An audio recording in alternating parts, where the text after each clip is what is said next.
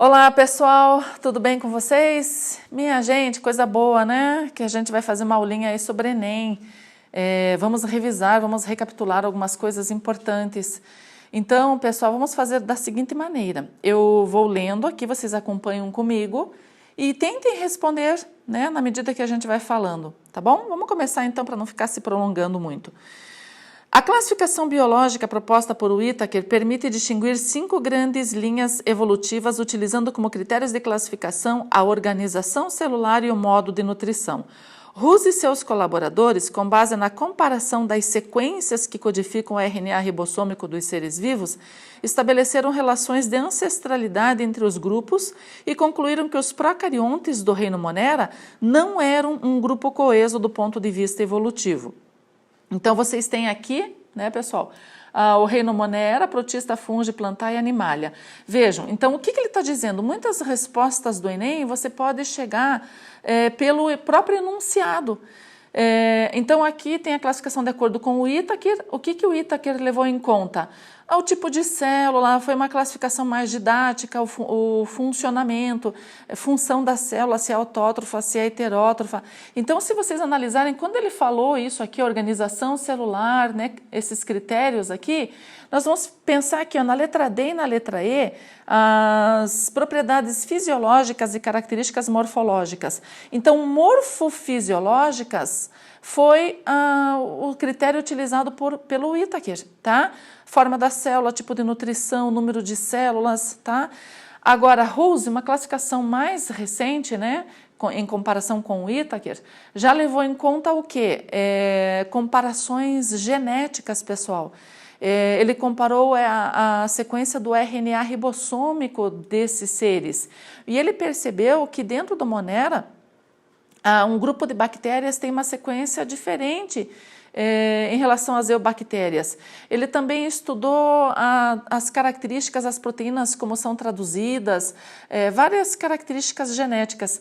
Então, ele construiu uma árvore filogenética e percebeu que havia necessidade de separar as bactérias dentro do reino Monera. Por isso, ele criou os domínios.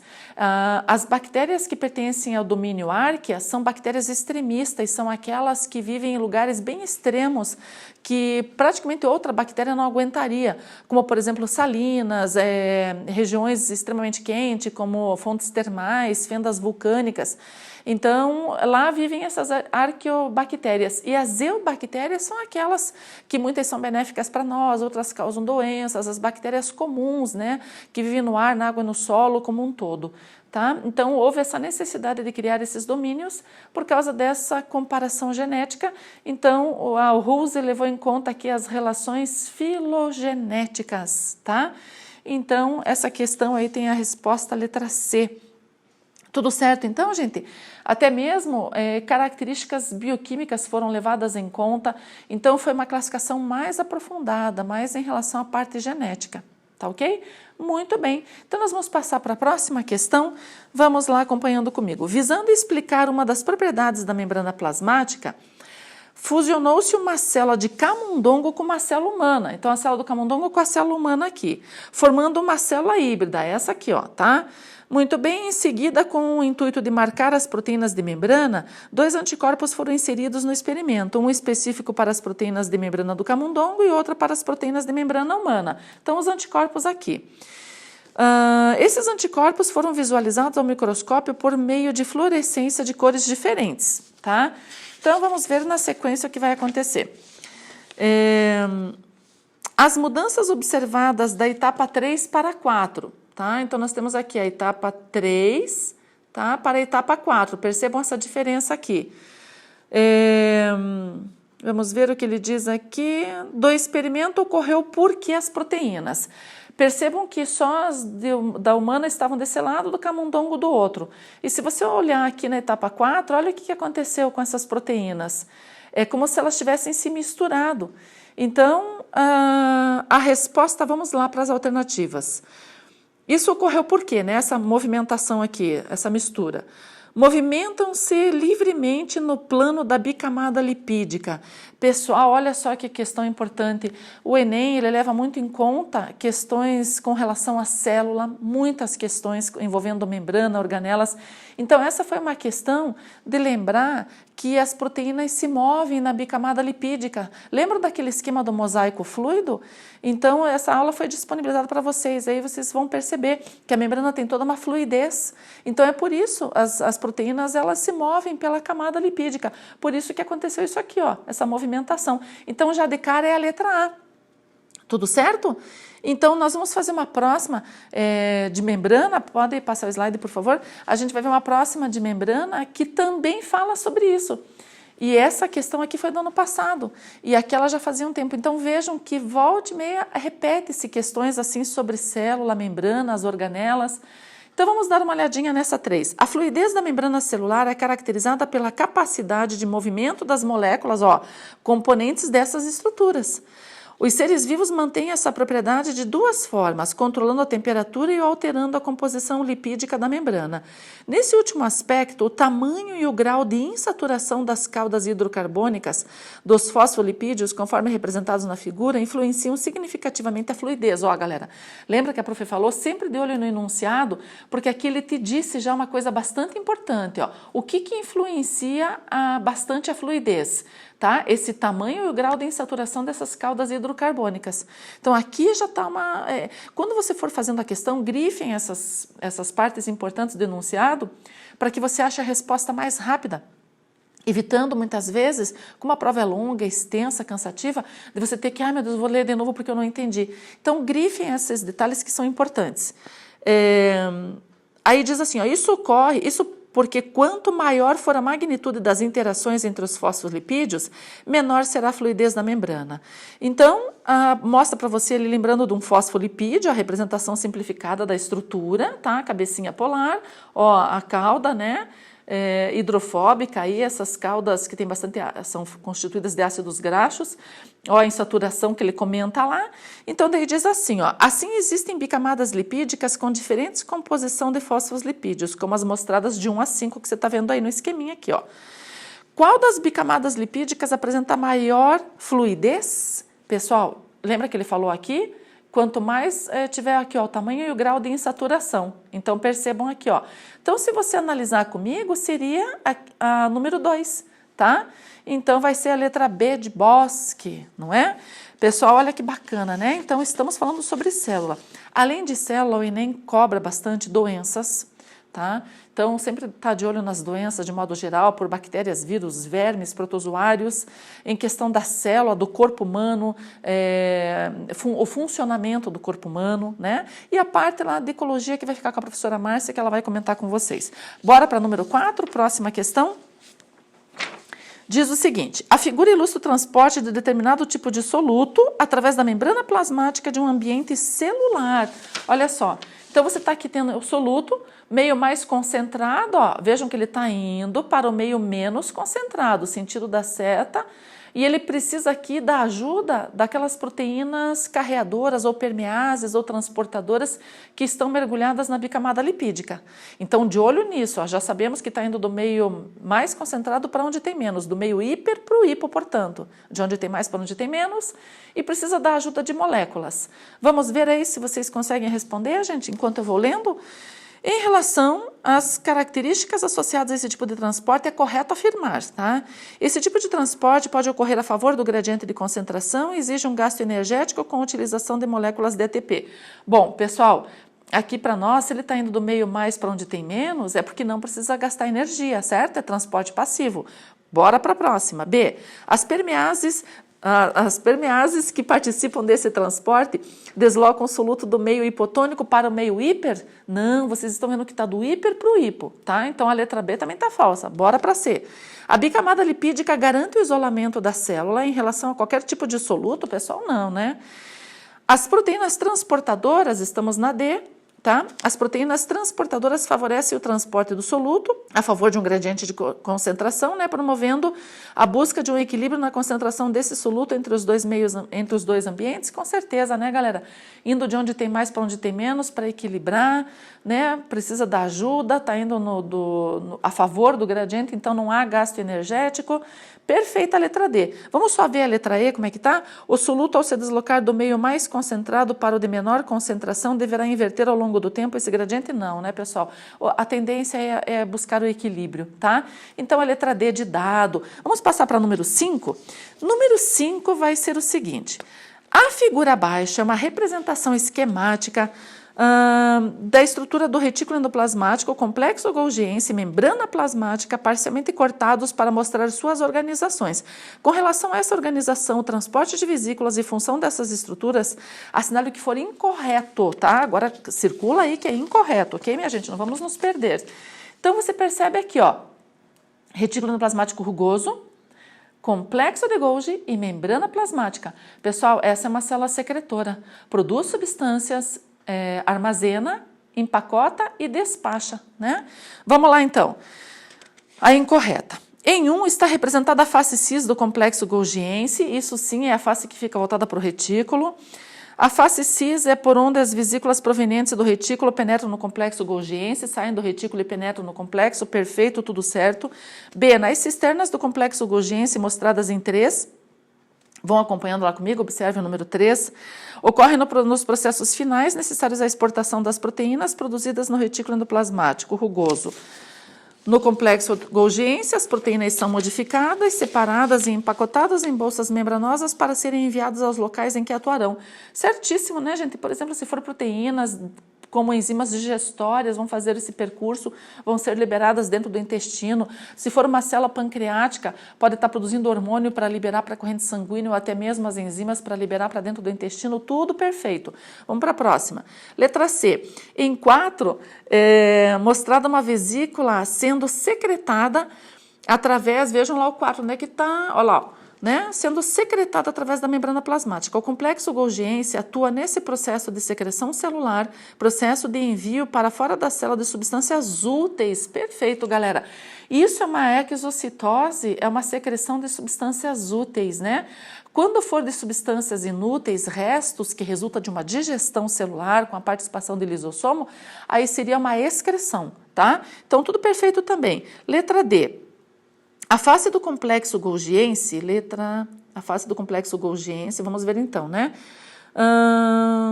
Voltada para a membrana plasmática, é denominada de face trans, perfeito, como mostrado em 2, é isso aí. É nessa face que brotam as vesículas contendo as proteínas modificadas, as quais serão endereçadas aos locais onde exercerão suas funções. Também está tudo correto, tá? Face cis é essa, face trans é essa, ok. Letra E. Em 5 é apresentada a rota de formação de um peroxissomo em 5, tá vendo aqui, galera? Ó, a setinha, né, produziu e liberou aqui no citoplasma da célula. Contendo as enzimas digestivas a partir de uma vesícula que brota da face trans do complexo golgiense. Essa tem que ser a errada. E aonde que está o erro aqui, galera? Porque isso aqui não é um peroxissomo, isso é um lisossomo. Também vocês estão aprendendo sobre as organelas, né? Foi disponibilizada a aula, vocês vão assistir em algum momento que o complexo de Golgi forma os lisossomos, correto? Peroxissomo é formado pelo retículo endoplasmático. Então, aqui estaria errada, é a letra E. Olha que bacana, mais uma questão de célula, né, gente? Vamos passar para a próxima questão, no próximo slide, então? Nós vamos para número 6. Diz o seguinte: os medicamentos são rotineiramente utilizados pelo ser humano com o intuito de diminuir ou, por muitas vezes, curar possíveis transtornos de saúde. Os antibióticos são grupos de fármacos inseridos no tratamento de doenças causadas por bactérias, pessoal. Vamos ver, então, na terapêutica das doenças mencionadas, alguns desses fármacos atuam. Pessoal, aonde que o antibiótico vai atuar na bactéria, tá? Ativando o sistema imunológico do hospedeiro, o nosso sistema não, né? Interferindo na cascata bioquímica da inflamação, removendo as toxinas sintetizadas pelas bactérias, combatendo as células hospedeiras das bactérias. As células hospedeiras das bactérias somos nós, não é para combater a gente, né? danificando estruturas específicas de célula bacteriana. Exatamente, pessoal. Então, é a letra E. E eu vou mostrar para vocês no próximo slide agora, para vocês perceberem aonde que o antibiótico vai atuar. Nós pulamos um, vamos voltar um pouquinho. Esse aqui. Ó, vejam aí, o objetivo dos antibióticos é matar a bactéria, tá? Então, a penicilina está mostrando para você aqui que ela pode romper a parede celular aí da bactéria, a membrana plasmática dela, ela absorve líquidos do meio e ela rompe, né? Ela estoura. Então, é como uma forma de matar uma bactéria. Nesse outro esquema, para você perceber o quanto o antibiótico interfere, né? Dependendo do tipo de antibiótico, ele vai atuar na membrana plasmática da bactéria, ele pode atuar na fabricação da parede celular, impedindo ela de poder viver, porque daí ela vai absorver os líquidos do corpo e ela incha, e ela estoura e ela morre, tá? Vai atuar aqui na reprodução dela, ó, de fazer a duplicação do DNA para quando ela for se dividir, né? Por cisparidade. Pode atuar na síntese, aqui, ó, na síntese não, na transcrição, na codificação do DNA para o RNA, para ela fazer proteínas dela, tá? Também aqui, ó, na produção de proteínas, no metabolismo dela como um todo.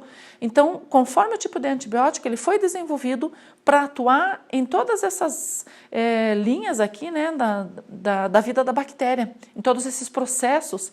Então, olha que bacana, né? E como o vírus não é uma célula, não tem antibiótico para o vírus, né? Não tem como ele atuar na estrutura do vírus. Então, achei bacana isso daí para vocês darem uma olhadinha depois, tá bom? Vamos lá passar para a próxima questão? Diz assim, ó. O paclitaxel, olha o nome do medicamento, é um triterpeno polihidroxilado que foi originalmente isolado da casca de Taxus brevifolia, árvore de crescimento lento em risco de extinção, mas agora é obtido por nota química semissintética. Esse fármaco é utilizado como agente quimioterápico no tratamento de tumores do ovário, de mama e pulmão. Seu mecanismo de ação antitumoral envolve sua ligação à tubulina, interferindo com a função dos microtúbulos. Pessoal, olha mais uma questão importante aí, né? Está dizendo a ação dele, né, do medicamento antitumoral envolve a ligação com essa substância, uma proteína, tá? Então é importante. Aí pergunta assim, de acordo com a ação antitumoral descrita, que função celular é diretamente afetada pelo paclitaxel?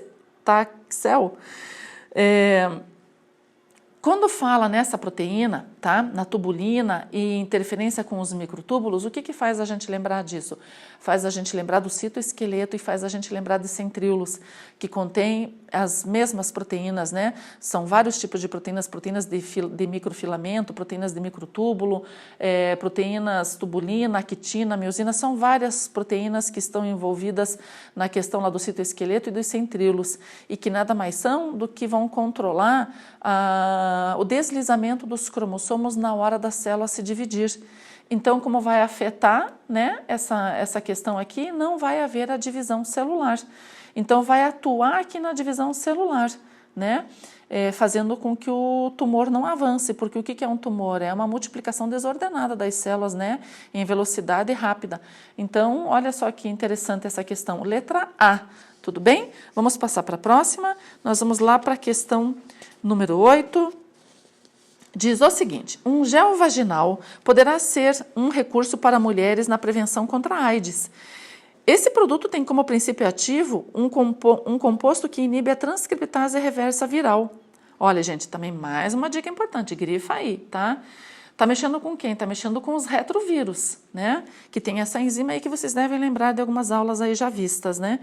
Essa ação inibidora é importante, pois a referida enzima, galera, essa enzima, o que o vírus faz? Ele entra na célula com essa enzima, aí ele vai fazer uma cópia de DNA a partir do RNA que ele tem, e aí, tendo as informações do RNA passadas para um DNA viral que ele sintetizou, ele vai fazer várias cópias dele mesmo, construindo vários RNAs virais, tá? Então, ele precisa fazer aquela transcrição contrária, reversa. E então, olhando aí para as alternativas, o que vai ficar correto aí? Que através dessa enzima ele polimeriza a molécula de DNA, tendo como molde o RNA viral. Então, ele entra com seu RNA, que vai servir de molde para fazer um DNA perfeito. É a letra, né, que a gente viu aqui, letra C, né, letra C aqui, ó, ok? Pessoal, não é a letra E, porque poderia ficar na dúvida, né? Sintetiza nucleotídeos que compõem o DNA viral.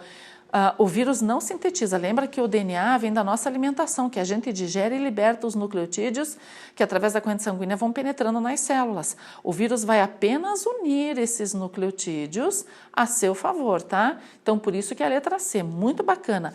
Vejam que também aparecem muito questões envolvendo antibióticos, bactérias, vírus, como eu já tinha comentado. Vamos para a próxima? A figura a seguir mostra dois bacteriófagos, o T2 e o T4. Pessoal, bacteriófagos são vírus que atacam bactérias, tá? Em um laboratório foram construídas experimentalmente novas partículas virais utilizando o DNA extraído do bacteriófago T2 e cápsula proteica bacteriófago de T4. Esses vírus foram postos em contato com bactérias e, após infectá-las, originaram-se novas partículas virais, liberadas após a lise celular, fizeram um ciclo lítico na bactéria. Coitadinha, morreu. De acordo com o ciclo de replicação mencionado e conforme a condução do experimento, é correto afirmar que os novos bacteriófagos formados possuirão. Vejam, gente, a cápsula era do T2 e a molécula de DNA, quer dizer, desculpa, né? Eu quis dizer que foi colocado na bactéria o T2, o DNA do T2 e a cápsula do T4. Pois bem, vocês sabem que quando o vírus ele se acopla na bactéria, a cápsula fica do lado de fora, o que vai entrar é o DNA. Então, qual o DNA de qual vírus que entrou? Do T2. Então, é o vírus do T2 que tem toda a informação dentro da bactéria para fazer novos vírus. Então, a cápsula e o novo material genético vai ser tudo do T2, porque a informação é só a dele. Então, por isso que é a letra B, tá? Então, a cápsula proteica de T2 é molécula de DNA de T2. Letra B de Bosc. Vamos para a próxima, 10? Então, no próximo slide aí, vamos ver lá. Na família Retroviridae encontram-se diversos vírus que infectam aves e mamíferos, sendo caracterizada pela produção de DNA a partir de uma molécula de RNA. Alguns retrovírus infectam exclusivamente humanos, não necessitando de outros hospedeiros, reservatórios ou vetores biológicos. As infecções ocasionadas por esses vírus vêm causando mortes e grandes prejuízos ao desenvolvimento social e econômico. Nesse contexto, pesquisadores têm produzido medicamentos que contribuem para o tratamento dessas doenças. Que avanços tecnológicos têm contribuído para o tratamento dessas infecções virais? Vejam, gente, são medicamentos que têm que atuar bloqueando a ação do vírus, né? Então, dessas alternativas todas aqui, depois vocês podem rever as questões olhando todas elas e se tiverem dúvidas vocês comentam comigo, mas vamos avançar aqui, nós vamos ficar aqui, ó, desenvolvimento de antirretrovirais que dificultam a reprodução desses vírus, tá? É como foi em relação à AIDS, né? É um composto de medicamentos que vão tentar barrá-lo dentro do nosso organismo, tá? Então, interessante a questão, é a letra E. Vamos para a próxima questão, nós vamos passar para o número 11, diz o seguinte: nos noticiários há muita ênfase às doenças, dengue, zika, febre amarela, chikungunya e mais recentemente a gripe H1N1 causada por vírus, né? Analise as proposições com relação à transmissão dos vírus. Número 1. Alguns tipos de vírus podem ser transmitidos pelo simples toque entre as pessoas. Sabemos que isso é verdade, né, pessoal? O que estamos enfrentando nesse momento aí, né, em relação ao coronavírus. Alguns vírus são transmitidos pelas secreções corpóreas, também correto, né? Saliva, né? Então, também está certo aí. Número 3. Alguns vírus necessitam de insetos como vetores, com certeza, também sabemos disso, né? Vamos aí comentar aí da dengue, o inseto aí, a Aedes aegypti. Então, alguns precisam e também está correta. Os vírus retêm sua capacidade infectante por pouco tempo quando fora do organismo hospedeiro. Isso é muito depende, né, gente? É variável. Tem vírus que aguentam algumas boas horas, né? Como é o caso do coronavírus, aí até em determinados tipos de materiais, no plástico ele tem uma durabilidade, no papelão tem outra durabilidade. Então essa está falsa, né, gente? Eles aguentam por um determinado tempo fora das nossas células. Então vamos ficar com as alternativas 1, 2 e 3 são corretas. Letra C, tudo bem? A imprensa brasileira noticiou no início de 2001 o aumento da incidência de dengue em diversos estados brasileiros.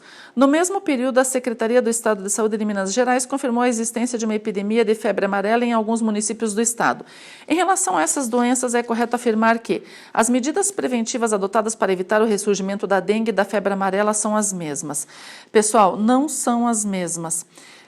Porque assim, ambas doenças são transmitidas pelo mesmo inseto, tá? A Aedes aegypti, mas são vírus diferentes. E por incrível que pareça, hoje já tem uma vacina eficiente para a febre amarela e em relação à dengue não tem, né? Então vejam o sofrimento das pessoas, muita gente morrendo de dengue. Então vamos para a letra B. O mesmo vírus é responsável pelo surgimento de ambas? Não, são vírus diferentes. Letra C, a campanha de vacinação promovida pela Secretaria de Saúde para o combate à febre amarela vai reduzir também a incidência de dengue? Não, porque são vírus diferentes, pessoal. Ambas são transmitidas pelo mesmo vetor e aumentam sua incidência no mesmo período do ano. Corretíssimo, tá? Aí sim, é o mesmo vetor, é o mesmo transmissor. Então, letra D de dado. Tudo bem? Lembre-se que esses insetos aí, eles têm hábitos diurnos, né, pessoal? Então, tem que tomar cuidado aí com telas e portas, não adianta se proteger de dia, né? À noite também, principalmente. Próxima questão, próximo slide, vamos lá, número 13. No Brasil, doenças como febre amarela, sarampo e tuberculose são problemas de saúde pública. Com relação a essas doenças, assinale a correta. Correta, vamos ver. A febre amarela é uma doença bacteriana? Não, a gente já viu que é uma doença viral, né, galera? Sarampo e tuberculose são doenças provocadas por vírus? Sarampo sim, tuberculose bactéria. Falsa. Letra C, febre amarela e sarampo são doenças causadas por vírus? São. E para ambas a prevenção pode ser realizada por meio da vacinação? Sim, tá? Então, aí, corretíssima letra C. Vamos para a próxima questão, no próximo slide aí, número 14. Durante uma aula de laboratório, foram colocadas em frente a um aluno 3 fotografias de células. Pessoal, as fotografias foram obtidas por microscópio eletrônico de transmissão e havia uma lista de algumas estruturas identificadas para cada célula. Então, olha só, na célula 1 você tinha lá a parede celular, tá? Ó, mitocôndrias, plasmodesmos e vacúolo do suco celular ou central. A célula 2 tinha lá mesosomo, plasmídio, parede celular e ribossomos. A célula 3, glicocálix, mitocôndrias, ribossomos e lisossomos. Considerando seus conhecimentos sobre biologia celular, assinale a incorreta. Olha também uma outra questão de célula, né? Vamos ver a letra A. O plasmídio corresponde a uma molécula circular de DNA existente em células procariontes, sendo assim o organismo representado pela célula 2 pertence a um organismo do reino Monera, que inclui as bactérias e cianobactérias. Correto isso, né? Mas lembre-se que a gente quer errada. Então vamos ver na B. A presença da parede celular nas células 1 e 2 indica que as 2 células pertencem a organismos vegetais 1 e 2 tendo parede celular, não, porque vejam que a célula 2 é de bactéria, né, pessoal? Tem plasmídio, tem mesosomo. Então, está errada essa questão. A célula 1, sim, de vegetal, a 2, não. Então, letra B. Vamos para a próxima questão? Número 15 diz assim, ó, a esquistossomose barriga d'água caracteriza-se pela inflamação do fígado e do baço causada pelo verme Schistosoma mansoni, né, gente, popularmente conhecido como esquistossomo. O contágio ocorre depois das larvas do verme são liberadas na água pelo caramujo do gênero Bionfalaria, seu hospedeiro intermediário, né, e penetram na pele humana. Após o diagnóstico, o tratamento tradicional utiliza medicamentos por via oral para matar o parasita dentro do corpo. Uma nova estratégia terapêutica baseia-se na utilização de uma vacina, feita a partir de uma proteína extraída do verme que induz o organismo humano a produzir anticorpos para combater e prevenir a doença. Vamos ver. Diz aqui, ó, Fiocruz anuncia nova fase de vacina para esquistossomose. Isso eu comentei com vocês na aula do esquistossomo e é verdade, né? A nova fase de todo. Veja quanto tempo precisa, né, para ser testada e perceber realmente a eficácia da vacina, né? Então tem a primeira fase, a segunda fase, que justamente estava para ser lançada agora, em 2019, 2020, tá? Uma vantagem da vacina em relação ao tratamento tradicional é que ela poderá, pessoal, o que faz a vacina, né? Vamos lá, ó, eliminar o esquistossoma dentro do organismo antes da manifestação dos sintomas. Então, é justamente, né, fazer o corpo reagir à larva cercária dentro do organismo antes dela causar os danos, tá? tá? Não tem, a vacina não vai impedir dela penetrar pela pele, não vai interferir lá no hospedeiro intermediário, a vacina vai induzir o nosso organismo a criar uma resistência, tá? Então, por isso a letra E. Muito bem, pessoal, nós vamos ficar por aqui nessa aulinha de hoje. Eu tentei ser rápida para não ser cansativo para vocês acompanharem junto comigo, tá? Então, embora eu tenha extrapolado um pouquinho o tempo dessa aula, mas a gente vai fazer uma próxima aula contendo e continuando a fazer algumas questões a mais para você revisar aí a matéria para o Enem, para vocês se preparando, né, pessoal? Então, beijos, até a nossa próxima aulinha, que será a aula 2 do Enem, tá bom? Até a próxima!